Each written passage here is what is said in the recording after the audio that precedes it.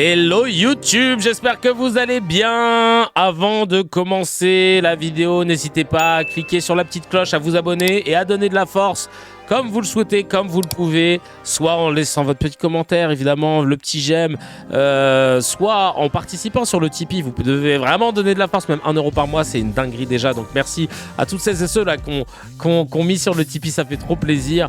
On essaye de pouvoir financer un néon. Non mais vraiment, je veux qu'on trouve un plan. Voilà, je vous le dis. Je vous remonte le modèle pour celles et ceux qui étaient pas là au début. Je souhaiterais faire un néon comme celui-ci, parce que je trouve ça trop beau. La station thermale CKR. Et là, pour l'instant, le devis qu'on a eu, c'était ça. 562 €. Non, merci. Donc, je suis sûr qu'on peut trouver des plans. Je suis sûr que là, toutes et tous, si on se réunit, on peut trouver des plans. On va essayer d'en trouver. Comme ça, je vais l'accrocher derrière. Et j'aurai un peu de vous avec moi. Comme c'est le cas, tu sais, j'ai une casquette rouge que vous m'avez offerte lors de mon spectacle. Les Cracks qui étaient venus. Il est où le facochère? J'ai un facochère aussi. En peluche, je vous dis pas c'est en hommage à qui. Bref, en tout cas, je suis bien gâté, j'ai bien de la chance. Et évidemment, si vous n'avez pas les moyens, sachez que vous pouvez trouver des partenariats. Tiens, le mec et tout, il vous m'a dit, il y a contribution de ouf. Non, vous pouvez ouvrir CKR, une playlist sur YouTube, ça se mange là les pubs. Vous mettez en 144p pour la planète. Enfin, pour la planète, pour ne pas surcharger la bande passante. Je vous expliquerai la nuance, parce qu'à chaque fois on dit qu'on fait des trucs pour la planète, mais en vrai on le fait pour nous, parce que la planète elle va pas mourir si demain il y a un réchauffement climatique. La planète elle vivra, c'est juste que nous on pourra plus vivre, voilà. Donc en vrai c'est aussi pour nous quoi. Ensuite tu laisses manger les pubs tranquille, comme ça génère de l'oseille, et t'auras participé à ton niveau à faire en sorte que CKR reste cet organe de diffusion libre et indépendant, ce podcast préféré de tes podcasteurs préférés, libre et indépendant, qui peut même proposer des lois et qui peut même faire bouger les lignes, proposer des lois, bouger des lignes.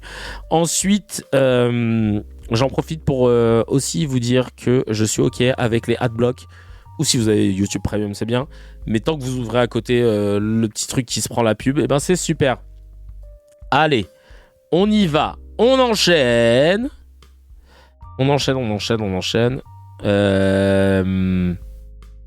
Je vais regarder juste combien on est, faire un petit point. Déjà, on est 5094, bientôt 5100 de followers sur Twitch. Merci beaucoup.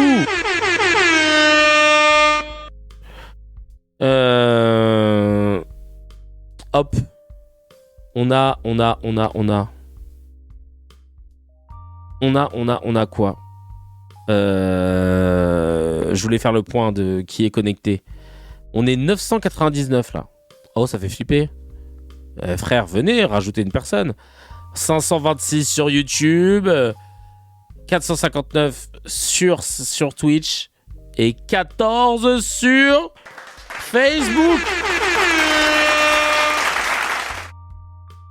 Je fais des accroches murales. On peut te contacter comment? contact@razi.fr. En tout cas, n'hésitez pas. Si vous avez des choses, l'adresse, je vous la mets. Elle est ici. Voilà, n'hésitez pas.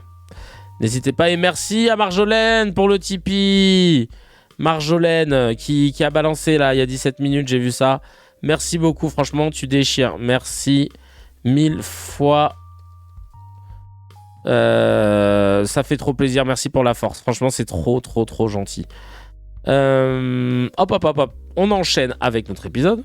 Je me cause sur YouTube, on va faire les 1000. Bah écoute, ça se trouve là on les a, mais moi j'ai écrit toujours 999. Écoutez, ma foi, c'est pas grave, c'est déjà beaucoup et je suis très content. On va parler du dîner du CRIF. Oh, attention. 20 ministres, soit la majorité du gouvernement, ont assisté au 40e dîner annuel du CRIF selon Le Parisien. Aucune autre organisation communautaire, qu'elle soit chrétienne ou musulmane, ne convoque des dizaines d'élus et ministres pour leur faire la leçon sur la politique à mener dans le pays chaque année. Depuis Israël, Sabine Rothman, à l'origine de la création de cet événement, a déclaré « Cette année, une vingtaine de ministres, c'est-à-dire la majorité du gouvernement, étaient présents au dîner du CRIF. » Et ça, c'est assez scandaleux on ne peut pas se réjouir que l'entrisme du CRIF dans le gouvernement... Ça, évidemment, c'est Pascal Gauche. Hein. Il ne le dira jamais dans son émission, même s'il doit le penser très fort. C'est un dîner payant, d'accord ? Un dîner payant, d'ailleurs, avec une petite particularité, parce que c'est pas donné, hein, c'est 900 € par personne, environ. Et sur cette somme, il y a 800 € qui peuvent faire l'objet d'une déclaration via un formulaire CERFA. Et donc, dans ces 800 €, tu as 66% qui sont déductibles des impôts, soit une réduction fiscale de 528 € pour les participants. Donc, c'est un petit avantage financé par le contribuable français dans un contexte de crise économique. C'est super. Et il y avait du monde au photocall. Hein. On avait toute l'équipe. On avait Yael Braun-Pivet évidemment, Valérie Pécresse, François Hollande invité d'honneur, Bernard Cazeneuve, Jonathan Arfi, c'est ça, ou Jonathan Arfi, je sais plus, qui est le président. Là sur la photo on voit Anne Hidalgo, je vois pas qui c'est là à côté. Ah oui voilà, ouais c'est Jonathan Arfi. Il y avait Sophia Aram, évidemment. Sophia Aram, Arthur, tout ça. Bref, il y avait toutes les personnes qui ont toujours adoubé la politique de Netanyahou dans la bande de Gaza. Et qui s'assurent que le gouvernement français soit au pas et ne soit jamais trop dur dans la critique. Parce que là, déjà, vous avez reconnu la Palestine, on n'était pas très contents, donc tranquille.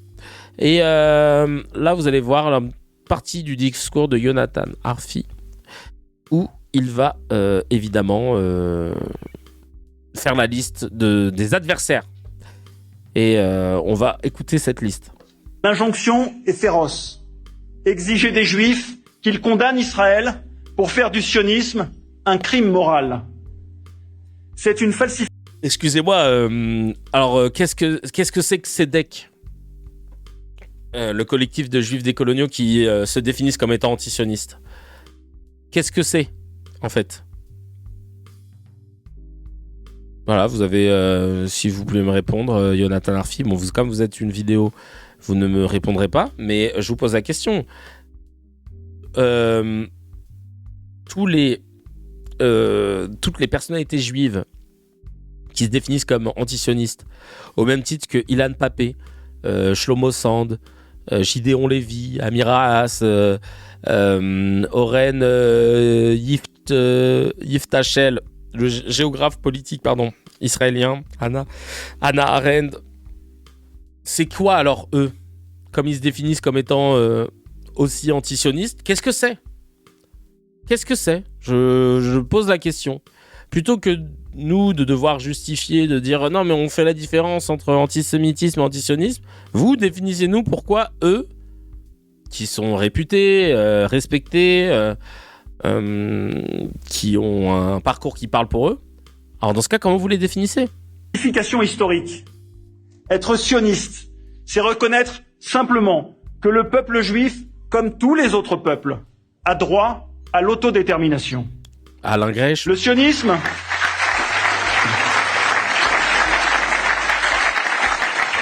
Le sionisme n'est pas une infraction au droit international. C'est au contraire son accomplissement.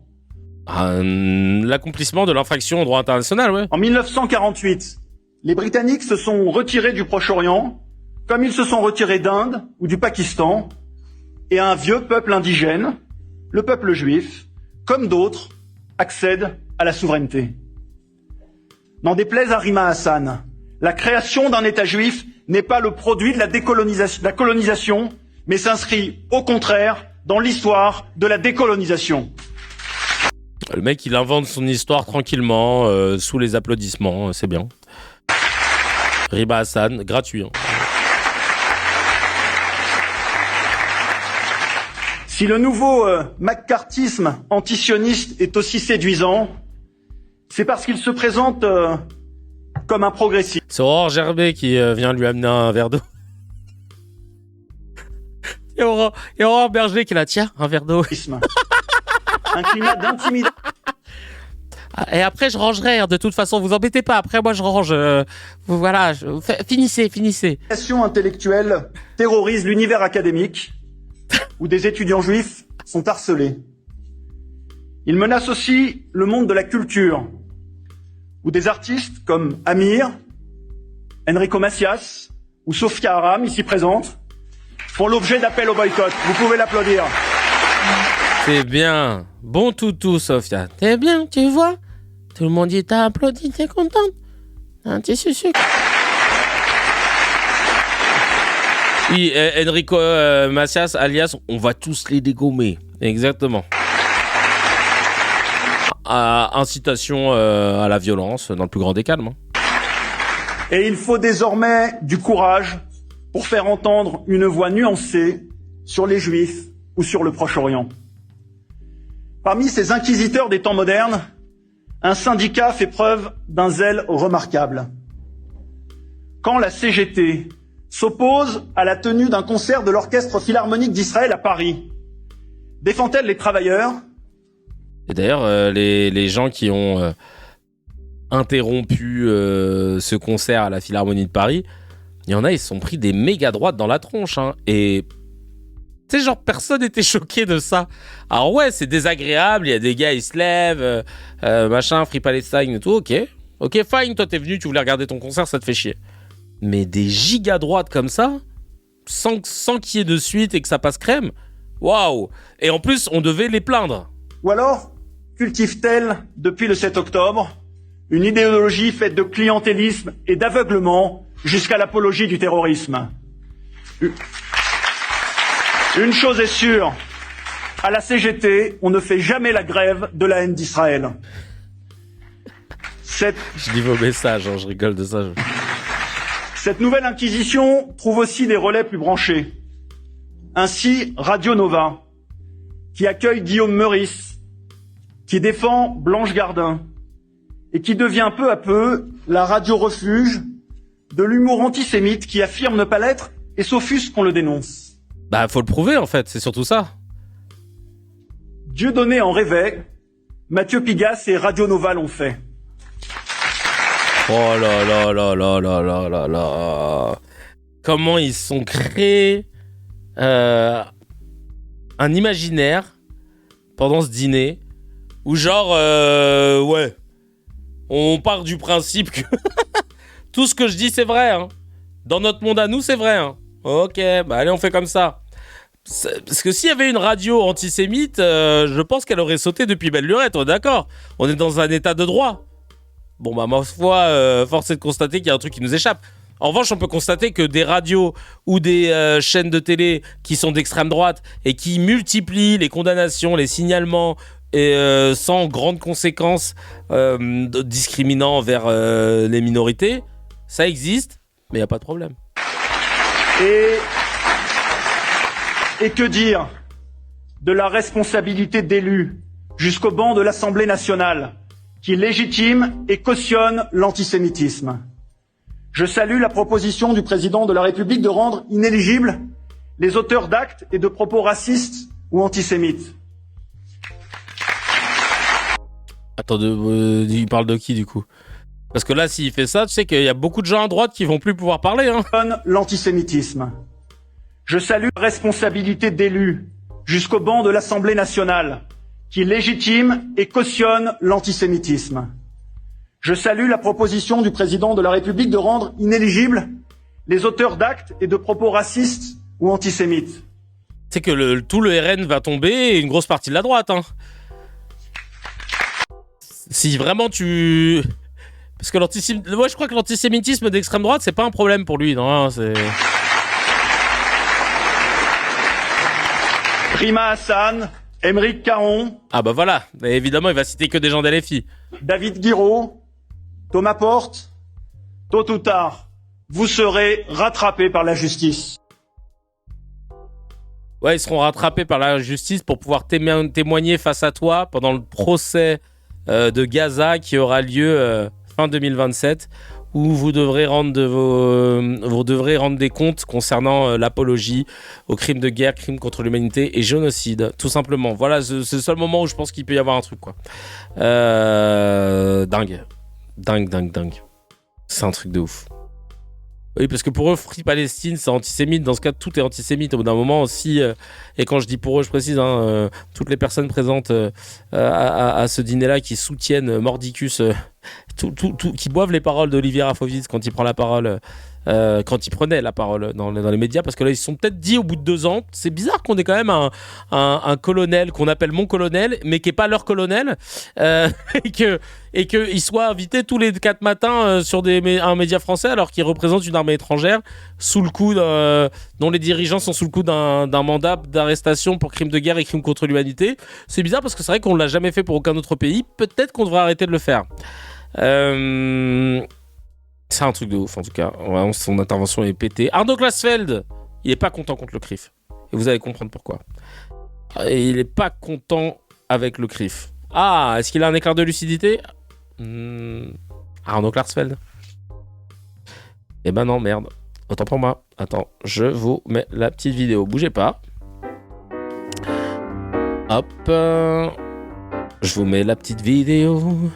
Bougez pas le temps que je change l'extension. Et ça y est, maintenant, je la balance. Et c'est parti.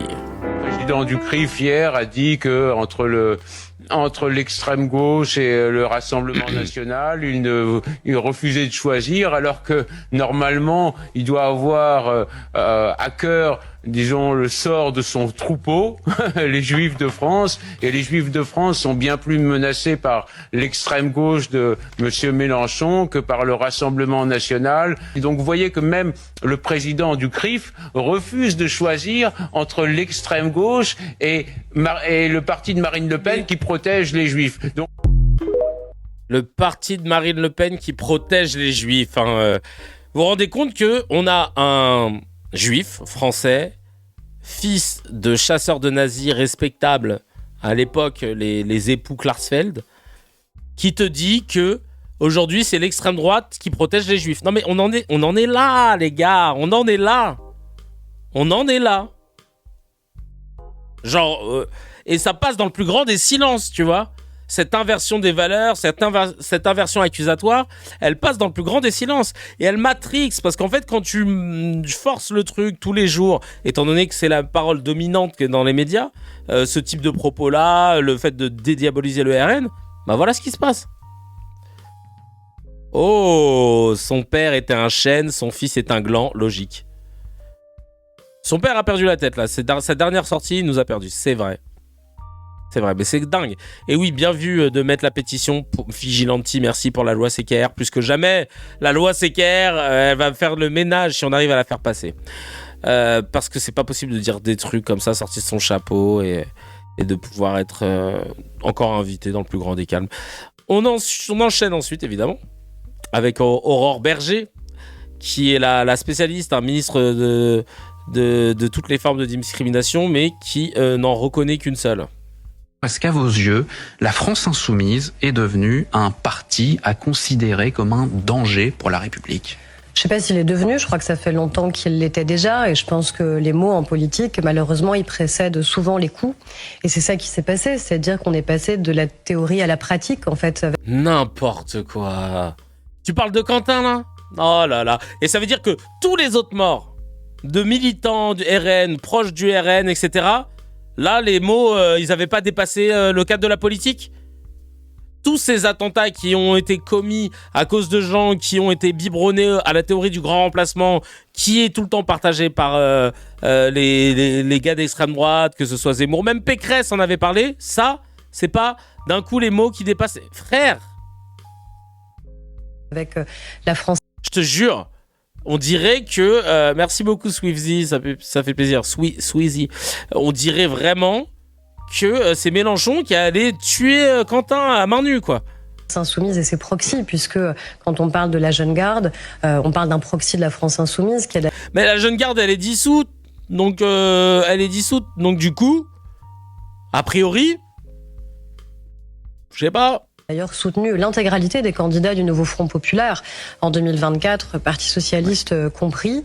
Et donc j'espère en tout cas que ce drame épouvantable, et je pense évidemment d'abord à ses parents et à ses proches, fera prendre conscience à chacun du danger que représente pour notre pays, pour notre cohésion, pour nos valeurs, pour la démocratie, la France insoumise. Vous voulez dire que la France insoumise a une forme de responsabilité politique, morale, dans ce qui a pu se passer ces derniers jours à Lyon ? Oui, mais parce que, en fait, dans l'ADN même de la France insoumise, il y a cette volonté systématique de la brutalisation du débat public, de la conflictualisation permanente de la vie politique. Souvent, dans ces meetings, il suffit d'écouter, en fait, ce que dit Jean-Luc Mélenchon. Peut-être qu'on a l'impression que les extrêmes, en fait, c'est que des mots et puis que ça se traduit jamais dans les actes. Mais dans ces meetings, lui-même, il dit quoi ? Il dit, ça se finira entre eux et nous.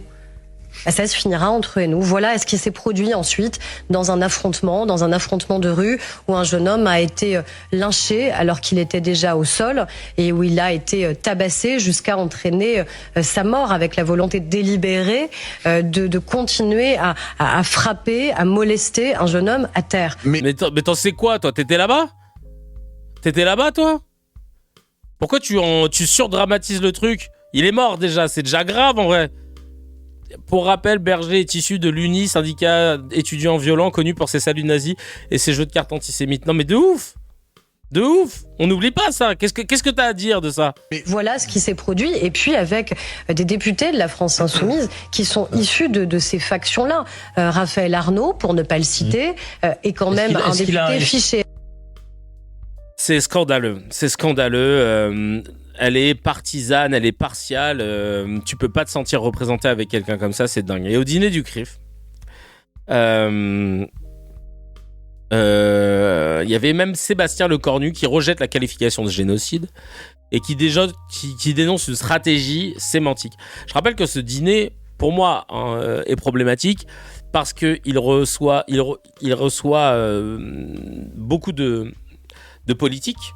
Alors en soi, qu'il y ait un conseil qui représente des institutions confessionnelles et qui reçoivent des politiques pour dîner et pour discuter, échanger, faire part des choses rapportées par la communauté, etc. C'est cool. Mais comme ils ne le font que pour une communauté à ce niveau-là, évidemment que vous vous rendez bien compte que ça va créer des problèmes. Et si vous voulez lutter contre l'antisémitisme, sachez que vous vous y prenez de la plus nulle des manières. À croire que vous le faites exprès. Vous le faites exprès parce que vous êtes en train d'alimenter ce que j'appelle l'effet chouchou de la maîtresse. Vous le connaissez très bien ce truc-là, les cracks. Si tu décides de traiter un des élèves avec une attention particulière que tu ne donnes pas aux autres, évidemment les autres communautés vont commencer à regarder le chouchou de la classe, le chouchou de la maîtresse, et se dire putain pourquoi lui il a le droit à tout et que nous personne nous cala. Et une fois qu'on est sorti de la salle de classe et qu'on est dans la cour de récré, le chouchou de la maîtresse, c'est lui qui va s'en prendre plein la gueule. Les gens ils vont pas en vouloir à la maîtresse, ils vont en vouloir à celui qui profite des privilèges, qui profite d'une attention particulière. Et c'est exactement ce qu'on fait en France. On ne sait pas gérer l'antisémitisme autrement qu'en le rendant, en lui donnant un caractère sacré par rapport à toutes les autres formes de discrimination, ce qui fait que on se retrouve avec une haine qui est générée par cette surprotection ou cette sursacralisation, tu vois. Alors que cette discrimination devrait être sacralisée au même titre que toutes les autres discriminations. Et là, clairement, ce n'est pas ce qu'ils font. Et après, ils vont s'étonner que ça continue, sans même s'interroger sur le pourquoi. Or, c'est même nécessaire que d'avoir un peu de philosophie dès lors qu'on décide de comprendre pourquoi il y aurait un groupe de gens qui seraient détestés par d'autres. C'est pas normal. Donc il faut qu'on creuse. Il faut qu'on essaie de déterminer pourquoi.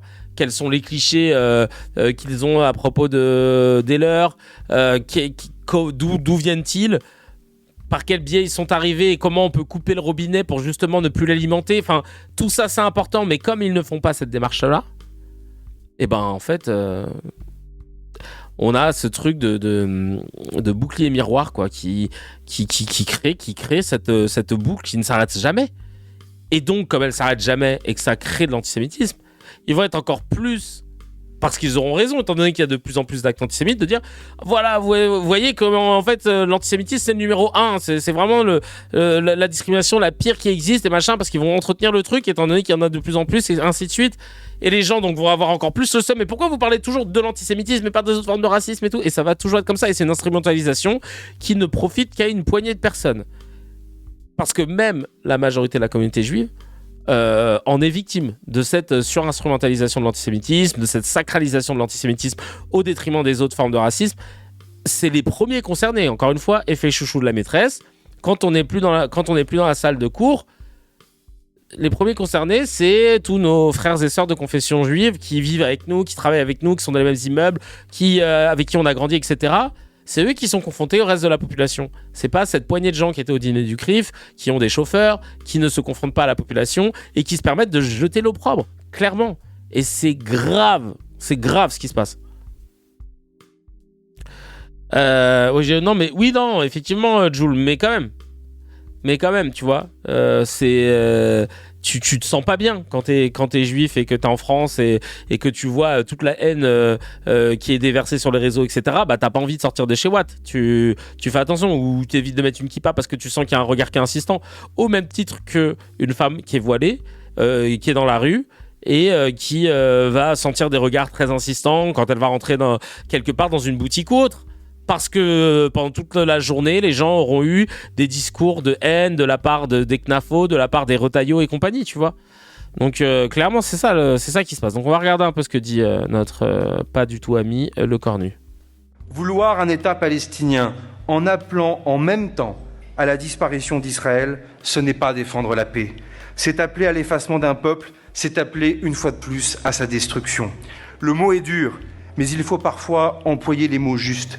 Il existe aujourd'hui une stratégie sémantique, celle qui consiste à retourner l'accusation, à déposséder les Juifs de leur histoire, les faire passer de victimes à bourreaux, parler de génocide à Gaza, pour leur arracher la mémoire de la Shoah, pour relativiser, pour inverser. Vous le savez, les conventions de Genève interdisent de viser les populations civiles. Il y a une guerre et il peut donc y avoir des crimes de guerre. Le droit international s'applique à tous. Et ce qui s'est produit à Gaza soulève des questions très graves au regard du droit international. Ce que fait l'actuel gouvernement israélien en Cisjordanie contrevient aussi au droit international. Oh. Mais l'instrumentalisation politique du droit n'est pas davantage acceptable. Lorsque la représentante spéciale des Nations Unies tient des propos en compagnie de représentants du Hamas ou de l'Iran, cela décrédibilise profondément la parole internationale. La France en tire alors les conséquences. Ah là, vous applaudissez. Vous pouviez applaudir avant, quand il parlait de la colonisation illégale en Cisjordanie. Et demande donc sa démission. Rappelons un fait simple. 20% de la population israélienne est arabe palestinienne. 2 millions de citoyens, 150 000 en 1948, 1 million en 2000, 2 millions aujourd'hui. Employer le mot génocide n'est pas neutre. C'est une arme politique. Ce n'est pas un diagnostic juridique établi par une juridiction internationale. Et la guerre des mots prépare la guerre contre les personnes. Ouais, en gros, lâche-cul. Il a voulu faire genre il avait un peu de couilles, tu vois, mais tu vois très vite que ça... C'est parti en léchage de fiac. Léchage de fiac, lèche-flac. Non, franchement, ouais, je vois que ça vous a remonté, hein, désolé. Oh non, j'ai rien dit, c'est bien de la grosse merde négationniste. Non, mais vraiment... Il a whipping tout à leur sauce, Colombo de mensonges. Excellent, Colombo de mensonges. Et il y a un thread que je vais vous lire. Qui a débunké, c'est le compte juriste pour le respect du droit international, qui va débunker tout ce qui a été dit en 18 points. Vous êtes prêts? C'est du petit lait. Ça commence avec ceci. Hop. En 20 minutes, le Cornu a réussi à minimiser les crimes israéliens, passer sous silence les décisions judiciaires, déformer la notion de génocide, attaquer une experte de l'ONU, défendre une loi liberticide. Analysons froidement cet exploit. 1. Minimisation des crimes. Pour répondre aux critiques contre Israël, il affirme les gouvernements se critiquent mutuellement, c'est la vie normale de démocratie. Non, on ne parle pas d'un simple désaccord diplomatique, mais de la condamnation des crimes internationaux. Autre point depuis 1967, la colonisation israélienne est condamnée par le Conseil de sécurité, l'Assemblée générale, la CIJ et les mécanismes onusiens sans la moindre conséquence pour Israël qui continue à agir en toute impunité. Le Premier ministre reconnaît à demi-mot qu'il pourrait y avoir des crimes de guerre. Or, Netanyahou fait l'objet d'un mandat d'arrêt pour crimes contre l'humanité et la quasi-unanimité de la communauté juridique conclut désormais au génocide. 2. L'effacement des décisions internationales. Mais ça, le Cornu le passe sous silence. Dans son discours, pas un seul mot sur les rapports de l'ONU, les ordonnances de la CIJ, les avis consultatifs récents, les mandats d'arrêt de la CPI. Ce silence est coupable. Il est d'autant plus coupable que le juge français qui a confirmé les mandats d'arrêt contre Netanyahou est aujourd'hui sanctionné lourdement par l'administration Trump pour avoir simplement exercé sa fonction, Chaka. Je vous rappelle, un abandon politique assumé.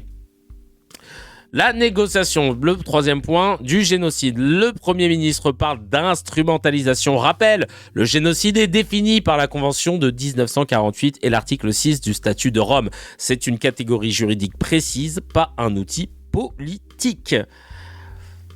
9. La CIJ, dans l'affaire Afrique du Sud contre Israël 2024, a reconnu la plausibilité d'actes entrant dans le champ de la Convention sur les génocides. 3 ordonnances successives, toutes violées par Israël, ont confirmé cette alerte. Les plus grandes ONG, les commissions d'enquête internationales et de nombreux experts concluent au génocide. Johan Soufi en a fait une liste dans un thread spécifique. 4. L'argument démographique. Le Premier ministre invoque l'existence de 20% d'Arabes israéliens pour exclure tout génocide. Un argument cynique, indécent et juridiquement infondé. Le génocide vise la destruction en tout ou en partie d'un groupe. Les accusations portent sur les Palestiniens de Gaza, pas sur l'ensemble des citoyens israéliens. Confondre les deux brouille volontairement le débat. Cet argument ignore aussi le rapport qualifiant le régime d'apartheid et les violations de la Convention contre la discrimination raciale reconnue par la CIJ. Le droit international ne se résume pas à une statistique macabre. 5. Les attaques contre Francesca Albanese. Sébastien Lecornu demande à son tour la démission d'une experte indépendante de l'ONU sur la base des accusations relayées contre elle par UN Watch et Caroline Yadan. Ces fake news ont déjà été débunkées. C'est oublier que les titulaires de mandats sont protégés par le droit international pour garantir leur indépendance. Jurdi, donc c'est leur association, a saisi le procureur et le Conseil des droits de l'homme. Les attaquer affaiblit encore plus la crédibilité de la France. Et enfin, silence sur les colonies, c'est le point numéro 6. Pas un mot sur les colonies, sur les conventions de Genève, pas un mot sur l'avis consultatif de la CIJ sur l'illégalité de l'occupation. Quand le droit dérange, il disparaît du discours. Le point numéro 7, la loi Yadan. Enfin, mais Monsieur Lecornu annonce que le gouvernement présentera cette loi liberticide. Confondre antisémitisme et antisionisme est dangereux. Lutter contre l'antisémitisme est indispensable. Pénaliser la critique d'Israël fragilise l'état de droit. 18. Bref, le Premier ministre a confondu droit et politique et porte atteinte aux principes les plus fondamentaux de la Charte des Nations Unies. Ce n'est pas une maladresse, c'est le symptôme d'une faillite morale, juridique et politique. Merci pour les travaux à Jurdi qui ont dit les termes en direct de la station thermale. On va ensuite regarder cette interview de Meyer Habib lors du photocall qui nous fait part de ses attentes vis-à-vis de Macron. Parce que oui, ils ont le droit d'avoir des attentes et de les exprimer haut et fort sans qu'on les accuse d'entrisme. Le problème, c'est qu'on entend tout et son contraire en permanence. Moi, je vois des actes. Israël s'est défendu. Il y a eu des pertes collatérales que tout le monde déplore. Mais c'est la guerre. Globalement, c'est là où il y en a eu le moins au monde par rapport à des populations civiles. Alors aujourd'hui, nous, en France, il y a une immense inquiétude de la part des Juifs de France. Je peux vous dire que pour en avoir été invité au Conseil... J'ai pas compris, Jules, c'est commun à tout le monde, ça, pas seulement les Juifs. De quoi ? Conseil des ministres en Israël. Israël est prêt à accueillir les Juifs de France. Mais moi, en tant que Français, en tant que parlementaire français, j'ai une peine immense à T'es plus parlementaire, chacun, non ? savoir que les Français juifs... Parlementaire, surtout.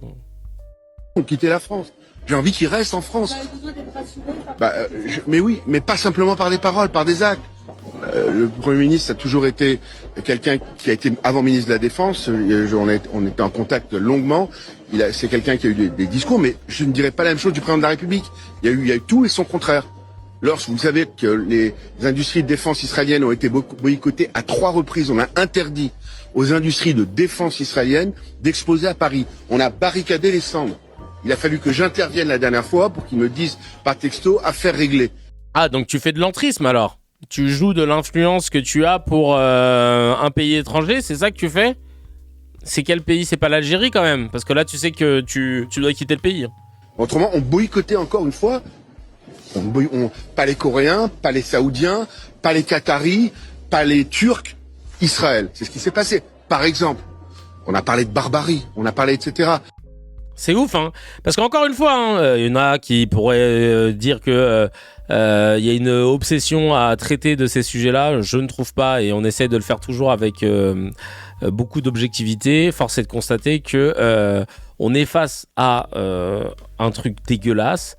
C'est un pays qui fait la chasse aux frères musulmans et l'entrisme dans les partis politiques, où tous les rapports nous ont montré qu'il n'y avait qu'une présence résiduelle des frères musulmans en France, qu'il n'y avait aucune influence de leur part sur quelconque politique que ce soit. Or, force est de constater qu'on a une force étrangère, un pays étranger, une force étrangère qui a la capacité d'être en politique en France, de pouvoir influencer les décisions en faveur de l'image de ce pays. Je trouve ça scandaleux, et qu'on ne le pointe pas du doigt et qu'on préfère pointer une menace qui n'existe pas. Franchement, allez vous faire foutre. Sophia Aram a reçu sa petite standing ovation, ça je vous l'ai déjà montré. L'année dernière, elle avait eu un prix en plus, un prix de la meilleure chercheuse de Vannes. Je sais pas quel était le prix qu'elle a eu, mais bon, elle l'a eu en tout cas. Ouais, il y a des raisons d'être obsédé par une situation urgente. Oh, Kubi de Nazareth, on est d'accord là-dessus. La situation est plus qu'urgente, elle est flippante, et en plus elle dessert la communauté juive, encore une fois. Elle dessert la communauté juive. Jules, je t'avais demandé un truc, mais en fait je sais pas si t'as répondu entre temps. Attends, je check. Hop. Bah écoute, je retrouverai. C'est vrai que là, non, tu sais, à un moment tu m'avais dit, y a pas que les juifs, et je voyais pas de quoi tu parlais. C'est pour tout le monde. Ah, t'étais au tel, ok. Tu t'écris toi ce que t'es en train de dire au téléphone, c'est ça? Non, je regarde. T'imagines le mec qui parle au tel et il écrit en même temps. Molière de l'humour, je crois, ouais. T'as pas été invité, Kevin? Purée de pommes de terre. T'imagines, demain tu me vois et tout. Tu me vois arriver là-bas. Non, mais c'est important. Tu me diras, je sais pas. Non, là je pourrais pas. Puis je vais me faire frapper, je pense. Habib qui refuse qu'on le qualifie d'arabe, cette vidéo me fera éternellement chialer de rire. Putain, je la veux cette vidéo, je la veux. On a quoi d'autre? L'antisémitisme ne connaît pas de cessez-le-feu, le conflit au Proche-Orient a servi de catalyseur. Ça, c'est encore Arfi qui dit ça. Mais j'ai pas envie de l'écouter là. On l'a assez vu avec Satoté. Non, mais j'avais un décalage entre le live parce que j'avais mis pause. Du coup, ça n'avait plus de sens. Je répondais à un truc que tu avais dit à 5 minutes. Ah, ok, d'accord. Autant pour moi, y a pas de souci. Y a pas de problème. Y a pas de problème. Voilà. Il est temps aussi d'aller plus loin sur le plan législatif. Ah ouais, d'accord. Il enchaîne. Jonathan Arfi. Arfinstein, Frank Arfinstein. Il y a un air, je suis désolé, hein. Il y a un air de Frankenstein, c'est pas gentil, c'est physique, hein. Mais j'avoue, il y a quelqu'un qui a dit ça dans le... Il y a quelqu'un qui a dit ça dans le chat, il y a un air. Et maintenant, quand je dis Frankenstein, je me dis putain, ça se trouve, il y a des gens qui vont dire ah mais attends, c'est une insulte antisémite, Frankenstein, parce que Stein, ça finit en Stein, c'est ça, machin. Non, c'est le nom du monstre. Alors, on enchaîne. D'aller plus loin sur le plan législatif.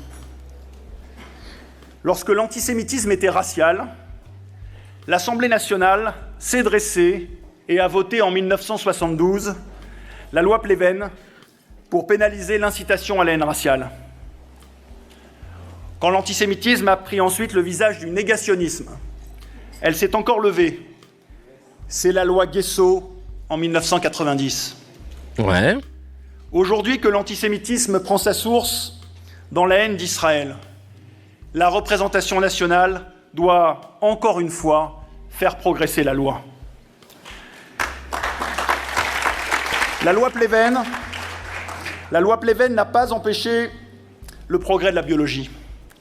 La loi Guesso n'a pas entravé la recherche historique. J'ai confiance dans les juges. La loi proposée par Caroline Yadan et de nombreux parlementaires ne réduira en rien la liberté d'expression. Ah bon? Au contraire, en distinguant clairement les discours de haine des critiques légitimes, elle la protégera. Ouais, merci bien. Donc en fait, tu nous empêches de nommer les choses, mais après, sinon, dites-nous un autre mot qu'on peut utiliser. Si vous n'aimez pas le mot sionisme, donnez-nous un autre mot qu'on peut utiliser pour dénoncer la politique coloniale et impérialiste des personnes à la tête du pays, quoi, je sais pas.